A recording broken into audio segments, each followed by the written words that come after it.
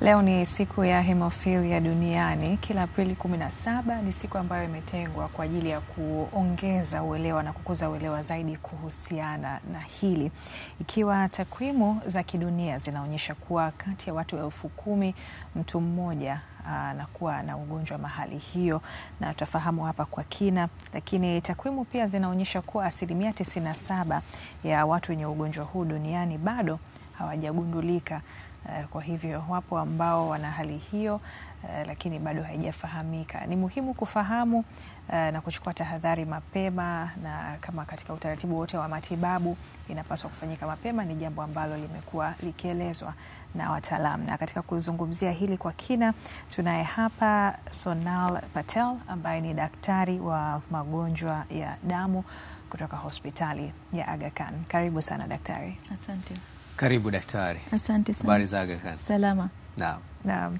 Leo ni siku mahususi kwa ajili ya kufahamu kuhusiana na hemophilia. Wapo ambao wanafahamu, lakini wapo pia ambao bado hawajafahamu kwa kina. Lakini kwanza, hii ni hali ama ni ugonjwa, na ni katika hali gani ama ni ugonjwa wa namna gani? Ni ugonjwa wa damu ambaye mtu anazaliwa naye. So mostly inatokea kwenye familia. So mtu akizaliwa tayari anakuwa na ugonjwa tayari. Na ni ugonjwa wa damu. Mtu akiwa na hiyo ugonjwa, mwili wake inashindwa kugandisha damu. So inaweka mtu au mgonjwa kwenye hatari kupoteza damu kwa haraka. So wanapata complications za upungufu wa damu, na inakuwa ni tatizo kubwa, na mtu anaweza kupoteza maisha kwa hiyo ugonjwa. Dokta, hebu tuelezee mfumo wa damu kwenye mwili wa binadamu, kwa sababu unajua mtu akisikia kwamba kuhusu kugandisha damu anasema blood clotting Yes. ni nini hasa? Yaani kwa nini damu inapaswa kugandishwa kwenye mwili wa binadamu? You see, mwili ya mtu lazima iwe na balance kwenye clotting. Ikiclot sana damu ni shida. So there has to be a balance.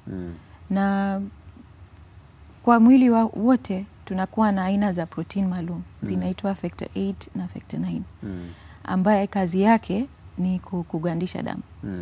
Na lazima mwili wako ifanye kazi kugandisha damu. For example, ukiumia na ukiendelea kuvuja damu, utapoteza damu sana.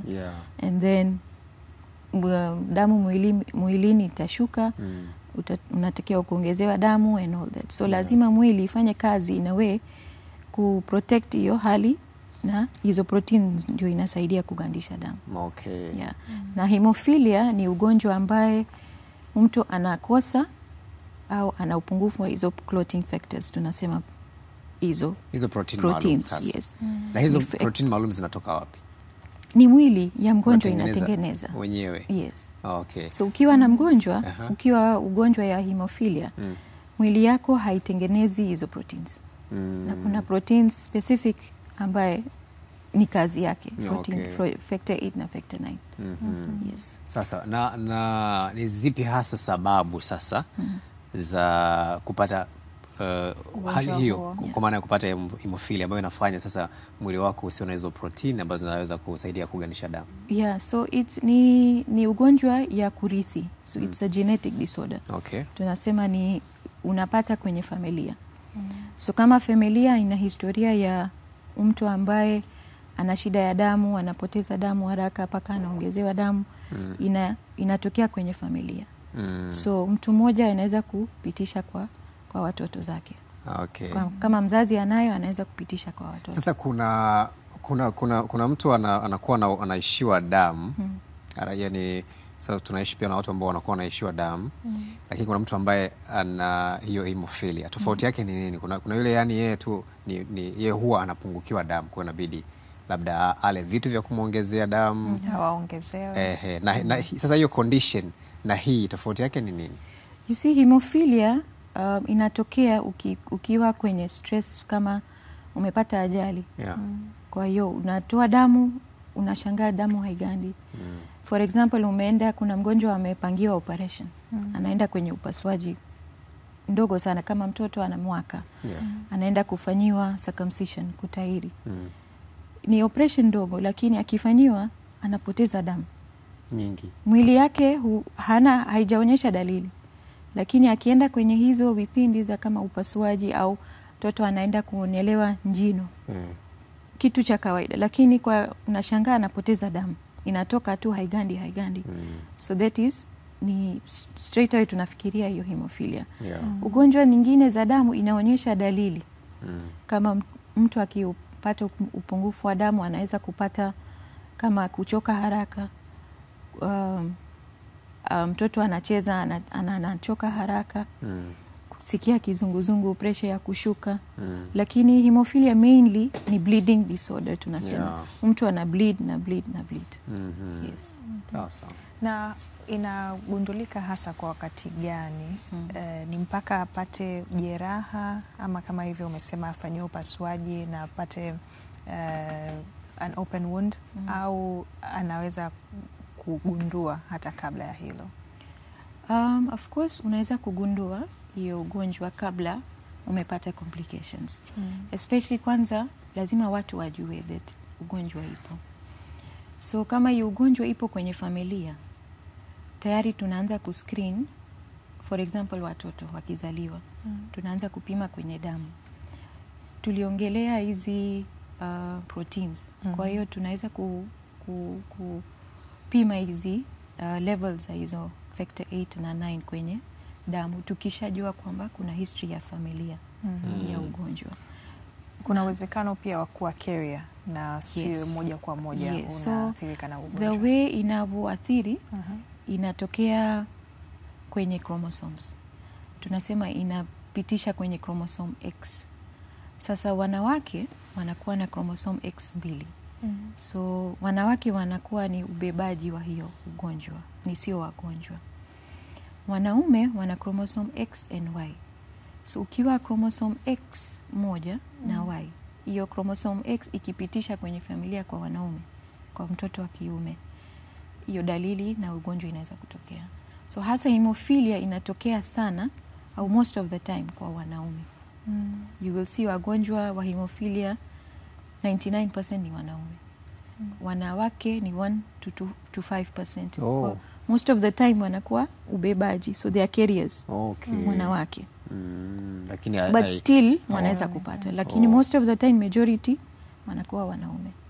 Kwa hiyo hao wanawake wanakuwa wamebeba vile sema kama vinasaba, lakini hawawezi kuonyesha hizo dalili. Yes, because of the chromosome combination. Sasa katika hiyo bleeding, ulituambia mtu anaweza akawa amepata labda jeraha, amepata ajali, lakini kuna uwezekano mtu akawa na bleed internally, sio? Yes. Kwa maana ya ndani, kwa ndani. Yes.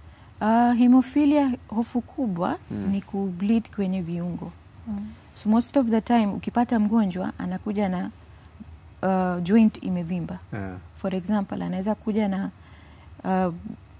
viungo ya goti imevimba sana. Without ajali yoyote au accident yoyote. So tunaanza kufikiria why. So most of the time hemophilia ina present kama hivyo. Wanaweza kubleed internally, sio kwenye viungo tu. Kwenye tumbo, especially kwenye ubongo. So inaweza kutokea ghafla. And then suddenly unaona mgonjwa amezimika. Au anaweza kupata degedege, kizunguzungu. Amezimika kwa maana amezimia. Yes. Sasa katika takwimu ambazo zinaonyesha Tanzania inakadiriwa kuwa na wagonjwa wapatao 6,000 hadi 12,000, na takwimu zinaonyesha wagonjwa ambao wametambulika ni 270 tu, ikiwa ni wachache. Na wapo wengi ambao inawezekana wana hali hiyo lakini hawajitambui. Hii inawezekana vipi? Na mtu anaweza akaishi labda pasipo kutambua na pasipo kuathiriwa na dalili hizi? Of course wagonjwa wachache tu tunajua ambaye wana hemophilia, lakini the important thing is to create awareness. Watu hawajui kwamba hiyo ugonjwa ipo. And then kama hawajui, hawawezi kupeleka mgonjwa wa mtoto akiona dalili ya kuvuja damu, ni kitu cha kawaida. So wanachelewa, hawaendi hospitali for screening. Na watu wakiwa na hiyo ugonjwa kwenye familia hawapeleki watoto for screening. Of course ni responsibility ya madaktari pia kuelewesha hao familia, wazazi, watu kwamba this ugonjwa ipo na screening ni lazima. Ni screening ni kupima tu damu levels za hizo protein. Ni rahisi sana.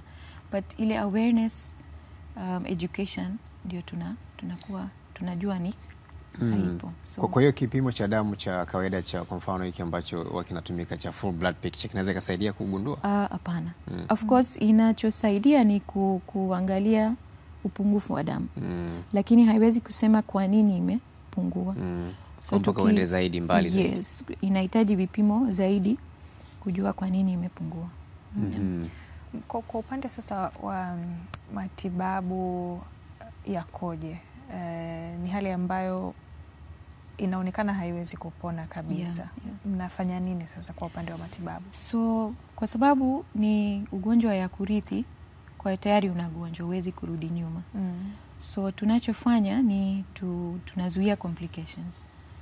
So tukishajua huyu mgonjwa ana hemophilia, tunamfuatilia kwa karibu sana kwenye kliniki. Tunapima hizo kiwango cha hizo protini. Ndio. Labda mara moja kwa mwezi, mara moja kwa miezi 3. Tunaangalia. Tukiona imeshuka sana, anapangiwa siku kuja hospitali kuongezewa hizo protini. Kuprevent complication. Kwa sababu anaweza ghafla kuvimba goti au kuwia damu ubongo. So kuprevent complications tunawafuatilia sana. Na regularly wanaongezewa hizo protini. Hizi protini tofauti na hizi zinazotumika zinapatikana kwa shida sana. And lazima tujue, and it's like tuna order. Wanatakiwa kuipata kwa a lot of efforts. Ni sio kitu cha rahisi kupata. Ugumu wake unatokana na nini? Kwa sababu haitumiki sana. Alafu it's expensive pia kutengeneza hizo protein. Kwa sababu inatokea kwenye damu, so processing ni expensive sana. So manake zinatengenezwa nje ya nchi. Yes, so inaagizwa. Sawa. Na vipi kuhusiana, alikuwa anauliza mwenzangu hapa kuhusu idadi ya wagonjwa ambao tunao. Ukiangalia takwimu inaonekana kama si wagonjwa wengi sana ukilinganisha na magonjwa mengine kimsingi, kwa sababu it's actually ni ugonjwa adimu unasema. It's among the rare diseases. Wewe kwa uzoefu wako kwa hapa Tanzania umekutana na wagonjwa wengi kiasi gani, ama labda kwa haraka ni wagonjwa wangapi ambao umekutana nao? Of course tumekutana sisi myself tunaangalia wagonjwa sana wa watoto kwa sababu ni pediatrician. So I see a lot of pediatric patients. So kwa watoto tunawaona wengi sana. At least nikiona wagonjwa 100, at least one naona ana hiyo hemophilia. Kwa watoto kwenye issue za magonjwa ya damu. Yes. Kwa hiyo inawezekana takwimu ambazo zimewekwa huko bado hazijawa za kutosha. Yes. Kwa sababu hatujui bado, hatujafanya screening, awareness is not there. Kwa wagonjwa wapo, it's just that hatujawahi kudiagnose kwamba wana shida hiyo hemophilia. Sasa hemophilia kama ulivyogusia ni ugonjwa wa damu, lakini kuna namna ambavyo mtu ambaye ana hali kama hiyo anaweza labda akawa na lifestyle fulani hivi ambayo inaweza ikamsaidia kupunguza hizo complications na kuishi muda mrefu. Anatakiwa kufanya nini? So kama ni mtoto au mtu mzima, tunampa education especially ambaye itawapeleka kwenye hatari ya kupata bleeding, severe bleeding. For example, watoto tunawashauri wasifanye michezo ambaye tunasema ni contact sports. So wasifanye kama kukimbia kwa haraka au mpira wa miguu au boxing kind of thing. So tunawashauri wafanye mazoezi kama ya kutembea kwa sababu mazoezi ni muhimu. Hata kwa hao wagonjwa wa hemophilia mazoezi wanaweza kufanya swimming, lakini ambaye inapeleka mtoto kupata ajali ya aina yoyote tunawazuia, tunawashauri kitamfanya atoke damu. Yes. Sasa na vipi kwa watu ambao sasa hawako katika hatua ya udogo ama watoto, wao wanaweza vipi kulinda zaidi wasipatwe na hatari? Watoto? Sio kwa watoto, sasa kwa watu wazima ambao wana ugonjwa huo. Yeah. So watu wazima pia tunawashauri that some sort of lifestyle na wanatakiwa wa adapt. So kama wanaendesha pikipiki lazima wanavaa helmet. All the precautions wanatakiwa watumie ili asipate ajali yoyote or any kind of injury. Akienda kuonewa jino lazima apime kwanza hizo protein kwenye damu, then anaenda kwenye upasuaji au procedure yoyote. Sasa akishapata hizi protein ambazo anaongezewa, kwa hiyo inamweka katika mazingira ya damu kumwezesha kuganda na kupona. Yes. So tunasema tunampa hizo proteins as a prophylaxis, kukinga. So wanaongezewa hizo protein alafu wanaenda kufanyiwa procedure yote ambayo wamepangiwa.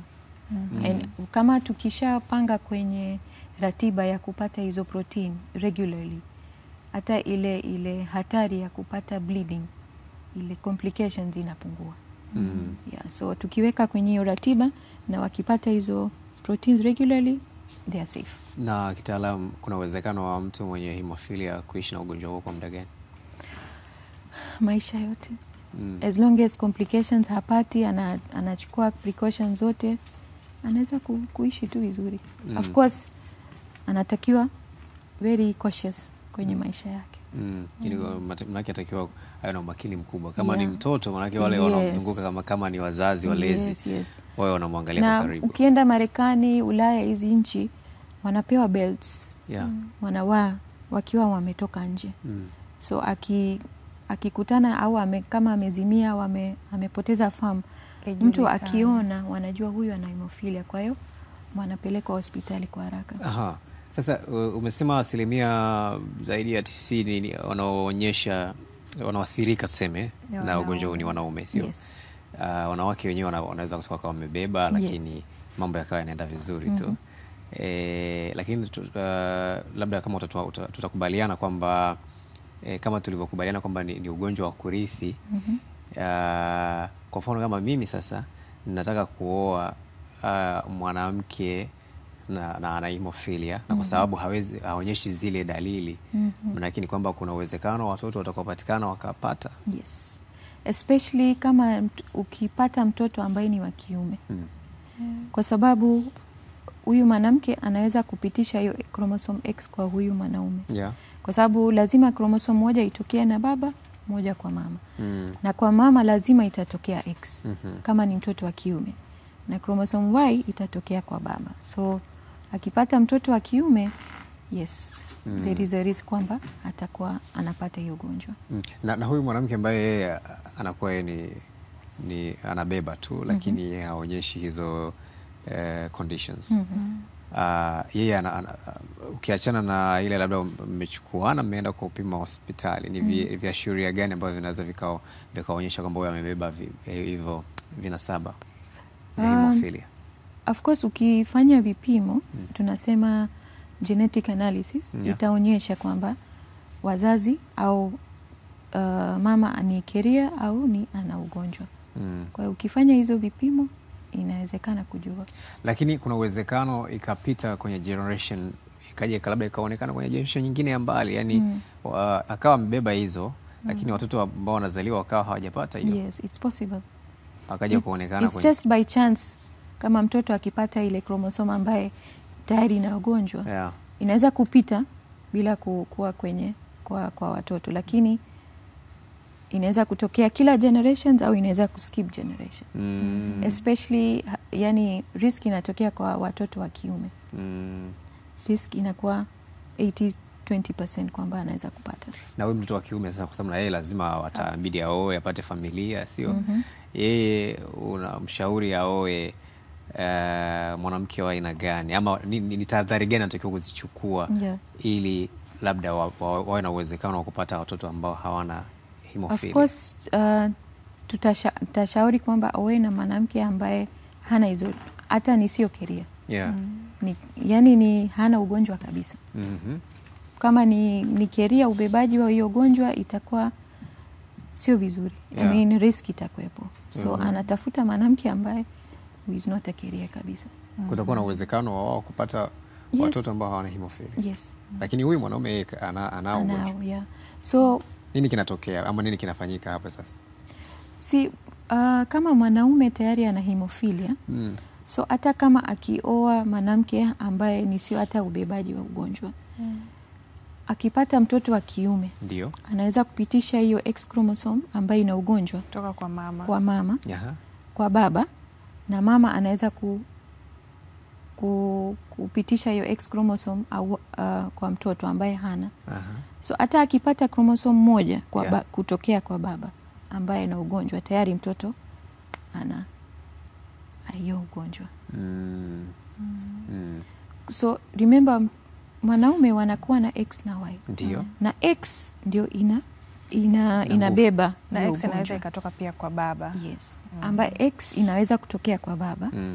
Sasa X ikitokea kwa mama ambaye haina ugonjwa, lakini ile X tayari imeshatokea kwa baba.